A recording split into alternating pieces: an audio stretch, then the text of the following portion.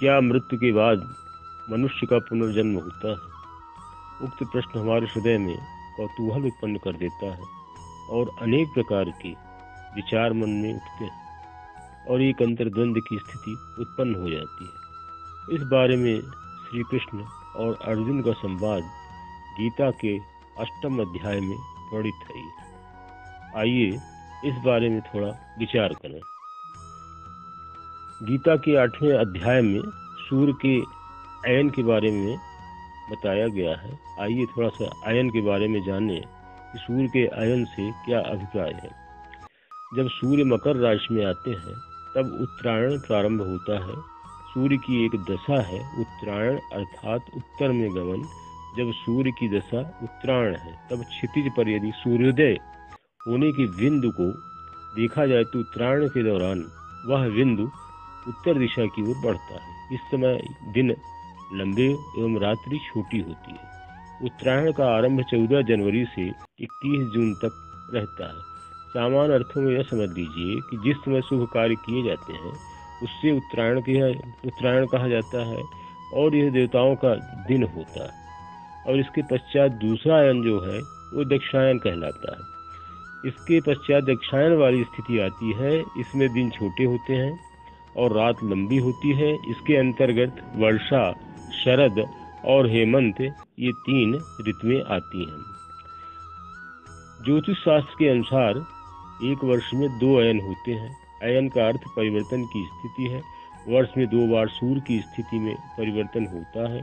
सूर्य 6 माह उत्तरायण की स्थिति में रहता है और 6 माह दक्षिणायन की स्थिति में रहता है। उत्तरायण को शास्त्रों में देवताओं का दिन तथा रात्रि को दक्षिणायन माना जाता है।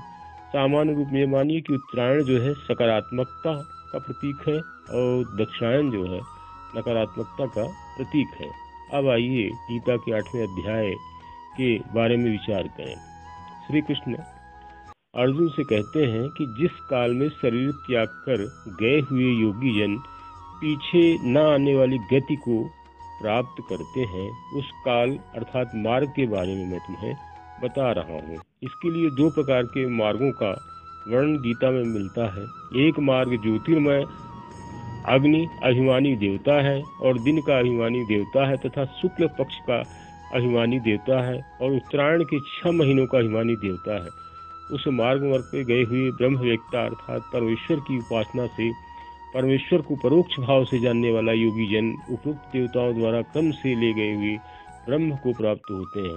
अभिप्राय ये है कि प्रथम मार्ग जो है वो उत्तरायण पक्ष में है जो कि 6 माह का होता है और इस पक्ष में जिस व्यक्ति की मृत्यु होती है वह व्यक्ति देव मार्ग से स्वर्गलोक पहुँचते हुए वहाँ अपने किए हुए कर्म का फल पाकर वहीं पर रह जाता है। उसका दोबारा जो है जन्म नहीं होता है। और दूसरा मार्ग जो है वो दक्षायन है। दक्षायन के 6 महीनों का अभिमानी देवता है। उस मार्ग में मरकर गया हुआ सकाम कर्मयोगी उपरोक्त देवताओं द्वारा क्रम से ले गया हुआ चंद्रमा की ज्योति को प्राप्त होकर स्वर्ग में अपने शुभ कर्मों का फल भोग कर पीछे पुनः जन्म लेता है। अर्थात ये है कि जगत में 2 प्रकार के पक्ष माने गए हैं। एक शुक्ल पक्ष होता है, एक कृष्ण पक्ष होता है।